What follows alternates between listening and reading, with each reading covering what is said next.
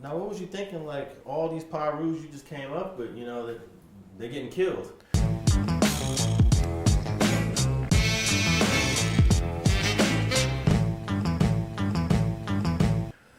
You know what, I'm gonna be honest with you, you know what I mean? Because I am who I am and I learned what I learned from the real OGs. You know, I was really bred by all these G's and shit. I got knowledge from all of them, you know what I mean? I done sit down with every single one of them and got some form of knowledge. So at the end of the day, you know what I mean, when the homies got into it, when the Looters Parks and the mob got into it, you know, I went to the homies and Looters, I went to the homies and mob, you know what I mean? Listen, homie, I fuck with y'all heavy. You know what I mean? And then people don't be knowing who got their hand mixed in with who on that east side, you know, to make shit happen over here, you know. But I went to both of the homies and told them straight up that Cross Atlantic's finna go over here where the Cross Atlantic's at.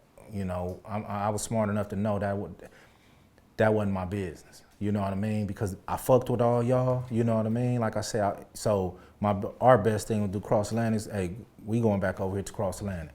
And we ain't taking no sides, you know what I mean? You know, and that's how I kept it, you know, and dudes recognize that. Motherfuckers saw it, they see them, you see the movement, you know what I mean? You know, they saw the movement. You know a lot of people kind of blame Suge and Death Row, you know, for creating all this conflict. Do you hold Suge accountable for any of this drama that took place? You know what, I don't hold Suge accountable based on each man got his own mind. You know what I mean? You know, it was easy for the homies to get caught up in that, in the bullshit that, you know, what was going on. You know what I mean? So it just was too many. I believe in my mind, you know, I don't like to speak on those instances too much, but in my mind, it's just too many generals was in a too close of a confinement. You know, you had too many real niggas that was, you know, in a closed confinement, and that caused conflict.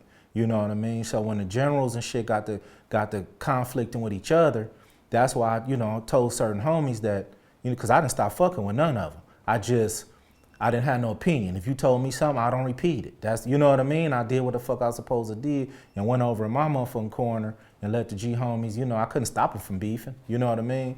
But I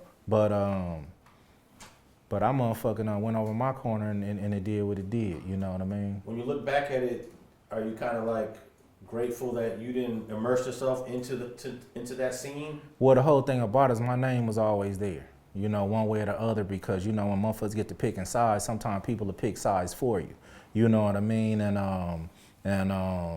so your name be in the mix. If you somebody from over there, you got certain influences and shit like that, or you got a regime that's strong and pushing the line, motherfuckers will add you to their motherfucking regime without you even noticing. You know what I mean? There was a couple incidents where motherfuckers said I chose this side over this side and shit, and you come ask me. You know what I mean? And so my name was always in some shit. Nothing, you know, detrimental or, you know what I mean? But at the same time, it was a side to be picked in the Cross Atlantics.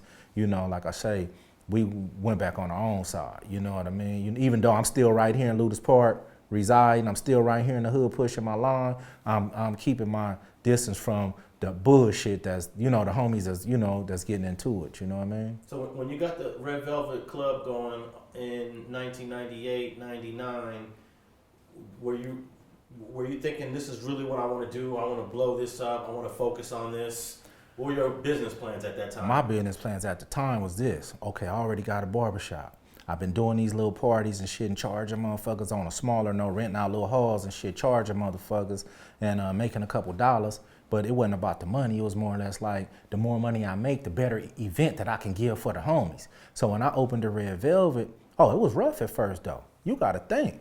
All the homies that you talking about from Bompton is showing up at this motherfucker.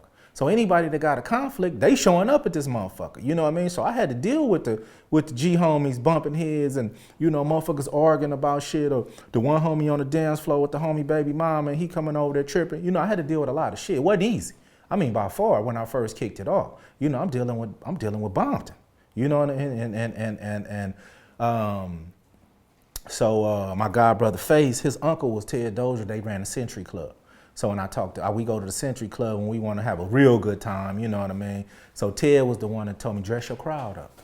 You got to start making them, you know what I mean, wear slacks, wear motherfuckers hard shoes, you know, get out them Timberlands and tennis shoes and shit like that, no hats, and you know what I mean? You got to think, I got to try to, in my mind, I'm like, because in 98, 99, I'm what, 22? 23? 25. I'm 25? Okay, I'm 25, and at this time, I'm dealing with the homies. They super gangsters, you know what I mean? So, you know, I got to tell Buntry, he got to put some motherfucking slacks on her. I got to tell motherfucker Heron was gone and shit, but I got to tell the G homies, y'all got to put some hair, you know what I mean? And you know the homies, oh, nigga, I ain't wearing that shit, homie, you know, and I had to just hold on, well, don't come then. It had to get to that, you know what I mean? You know, So how important is that dress code at a club?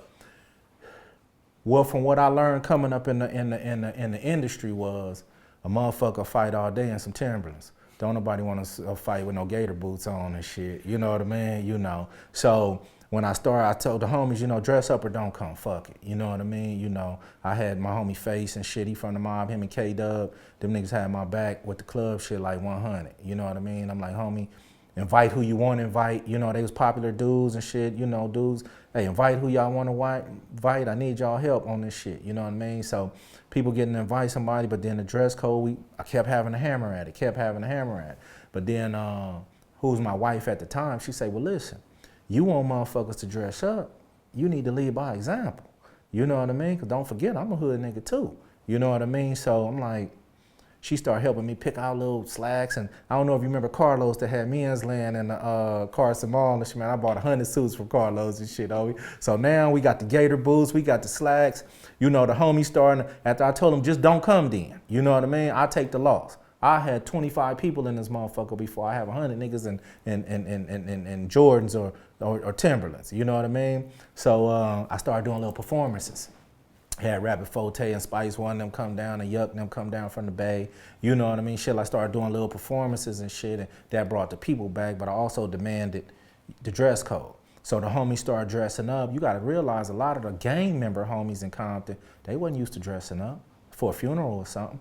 You know what I mean? So when they got to come into clubs dressed up, nobody felt comfortable. I never forget, my wife took me down on Rodeo. I bought a little Versace shirt, Versace belt, had the jeans and the gator boots. I didn't feel comfortable. But after a while, I'm like, this shit fly. When the bros get to talking about, you know what I mean? You fly as a motherfucker. So I'm an intricate part of the homies, like getting a grown man on. Because the homies start coming in slacks, and next thing you know, they got brims on and fedoras, and you know what I mean, and feeling themselves, you know what I mean. So we go from Jordans and Timberlands to gator boots and gator shoes and 3-piece suits and shit and brims, and the red velvet flipped over then, you know what I mean. And we was really having a good time, and this was the Paru spot. Thanks for watching StreetTV.net.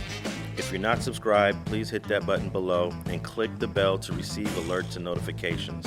Feel free to comment below so you can give us your feedback, and be sure to watch the 2 related episodes to the right. If you want to support this platform or follow us on social media, visit the links in the description, and thanks for watching StreetTV.net.